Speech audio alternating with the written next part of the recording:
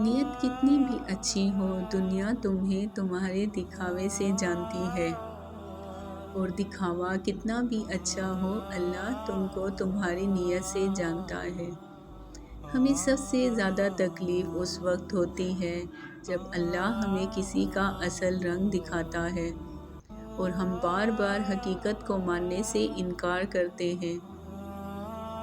مقدر اتنی بار بدلتا ہے جتنی بار بندہ اللہ تعالیٰ سے رجوع کرتا ہے۔ قبولیت کا پہلا قدم کامل یقین ہے۔ اپنے ارادوں میں مخلص رہو تو اللہ پاک کی مدد کو اپنے ساتھ پاؤ گے۔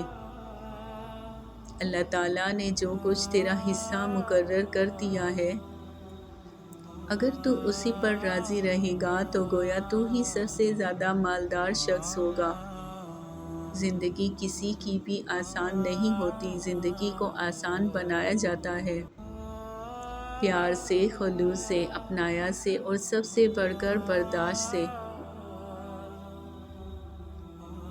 جب انسان اپنے رب پر اس قدر بھروسہ کر لیتا ہے کہ اس کے علاوہ کوئی بھی اس کی ضرورت کو پورا نہیں کرنے والا، تو اللہ تعالیٰ اپنے بندے کو مایوس نہیں لوٹاتا۔ جب اللہ کسی بندے سے خوش ہوتا ہے تو اس کے لیے نیکی کرنا آسان اور گناہ کرنا مشکل بنا دیتا ہے۔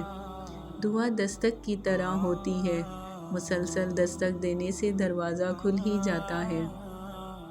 چھوٹے چھوٹے گناہ سے بچو، کیونکہ چھوٹے گناہ ہی بڑے گناہ کی طرف لے جاتے ہیں۔ جس دن تمہیں قرآن سمجھ میں آ گیا، اس دن تمہارا نہ کوئی مسلک ہوگا اور نہ کوئی فرقہ۔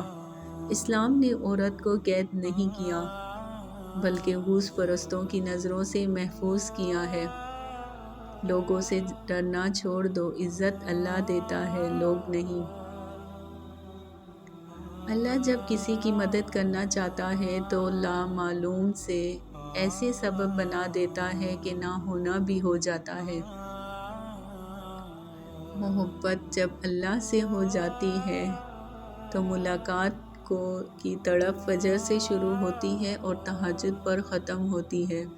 سچی توبہ کرنے والے کا ایک آنسو دوزخ کی آگ بجھانے کی طاقت رکھتا ہے۔ وہ روح کبھی نہیں مر جاتی جس کی پیاس قرآن پاک کی تلاوت سے بجھتی ہو۔